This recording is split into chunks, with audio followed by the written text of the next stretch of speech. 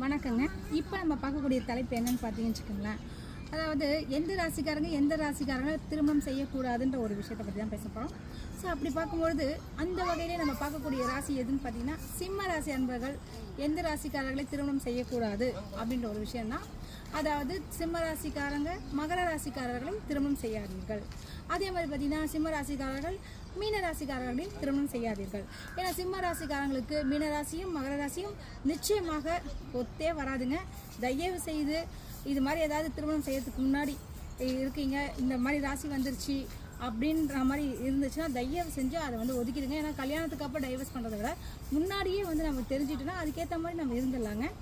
இது மாதிரி நிறைய விஷயங்கள் நம்ம பேசிகிட்டே வரலாம். எதுக்காக இதை சொல்கிறேன்னா, இந்த ஃப்ரெண்ட்ஷிப்னா கூட பரவாயில்ல, இது வந்து திருமண வாழ்க்கையை பற்றி பேசுறது 1000 காலத்து பயிராச்சு திருமண வாழ்க்கை. அதுக்காக தான் இவ்வளோ அழுத்தம் திருத்தமாக சொல்கிறேன். நன்றி, வணக்கம்.